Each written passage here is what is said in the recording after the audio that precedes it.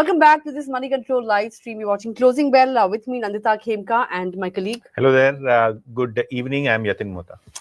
Well, good evening, so to say, Yatin, because it is raining cats and dogs here in Mumbai. And of course, it's raining gains on the Lal Street as well. We won't deny that because it's a 150-point up move on the Lal Street, on the Nifty rather.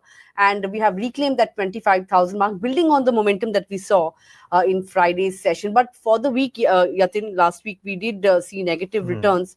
However, that has turned, and in fact, FIIs were also had also rather turned buyers in Friday's session. Whether or not that happens today or not, we'll be watching out for that. But it was a good session.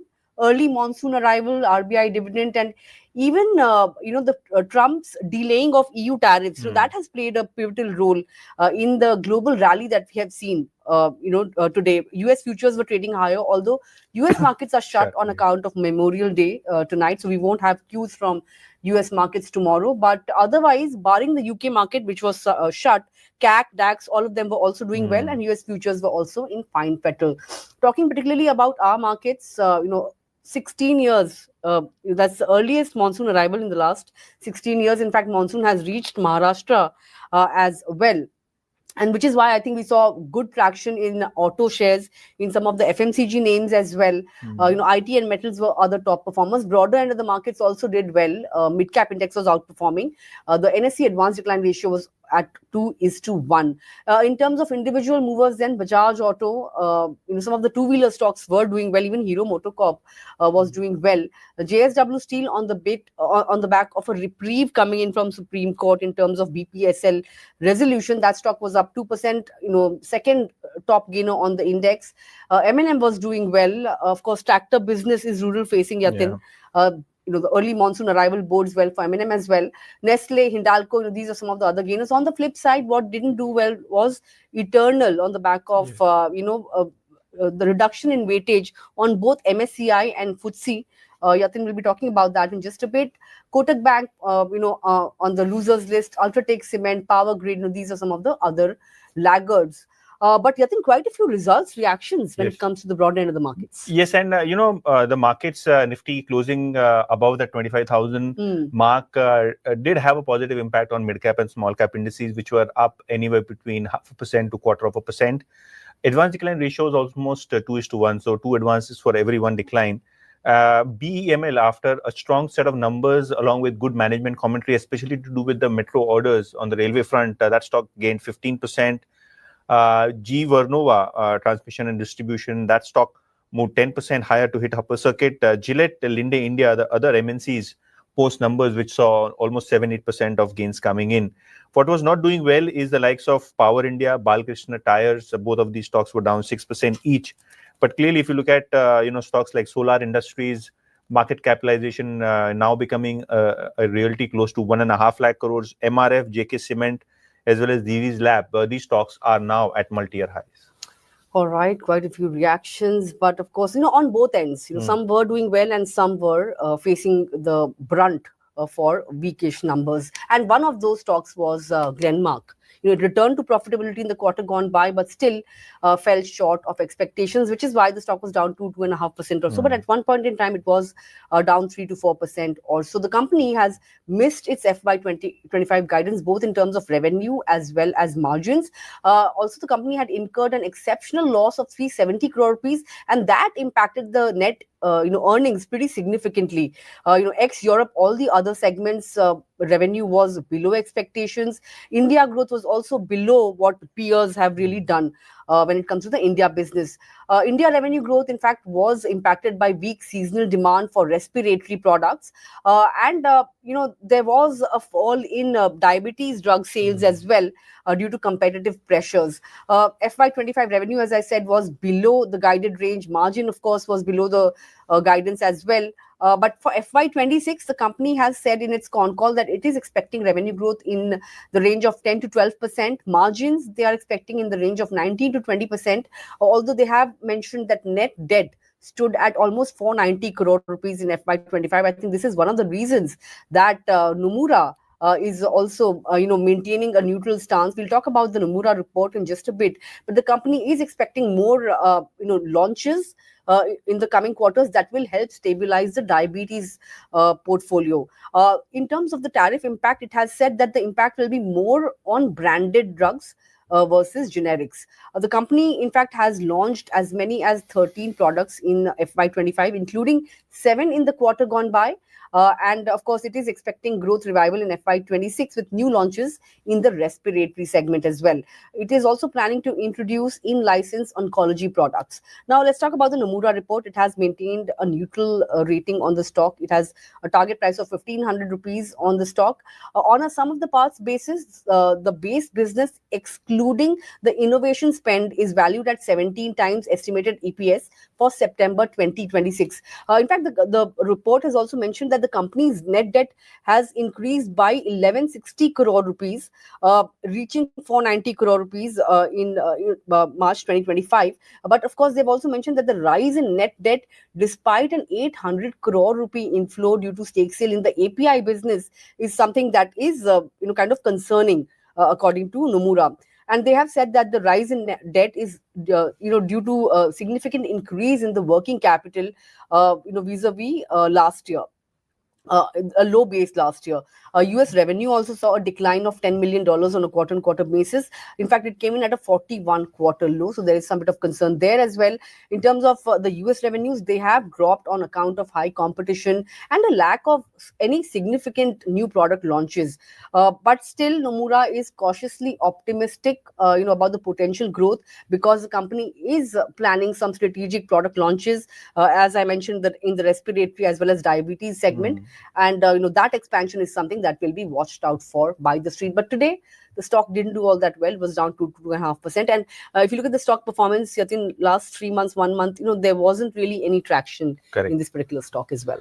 And, Glenmark, the US sales came in at a 41 quarter low. So, the growth challenges clearly persist for the US business, where expectations were, quite high.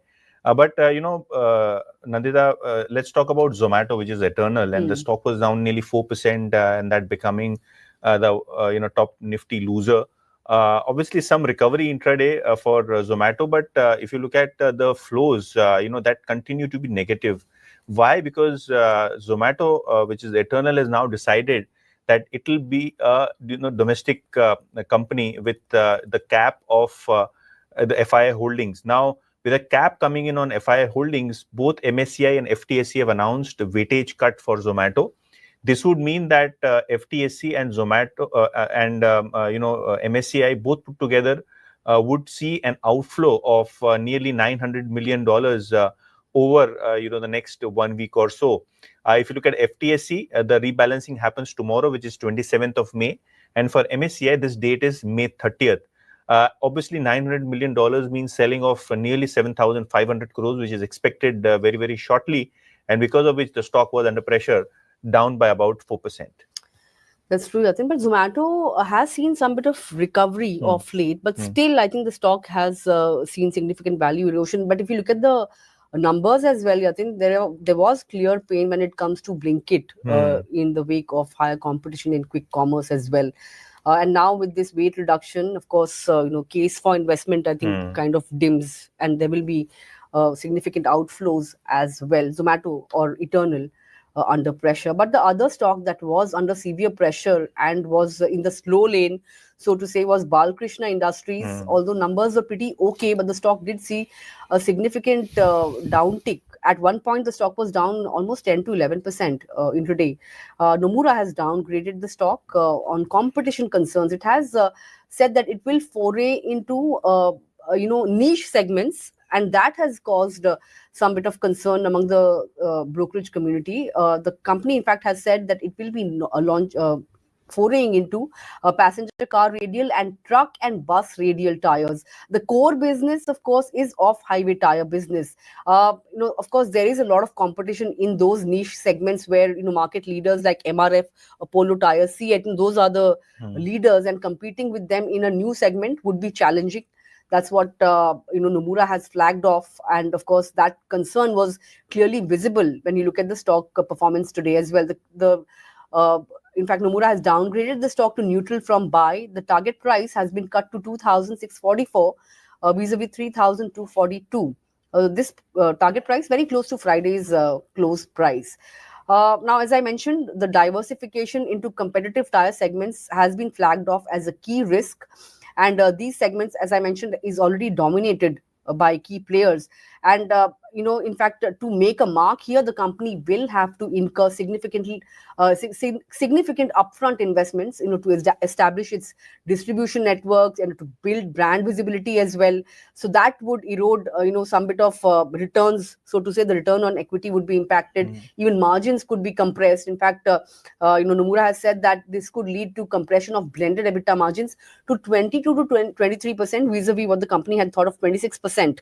That's the kind of margins that the company had, but it would or it could be compressed to 22 to 23%, and return on equity could also potentially see a downtick of 200 basis point or thereabouts, and that will of course depend on the product mix as well. But in terms of FY26 to FY27 earnings estimates, it is largely unchanged despite the risks.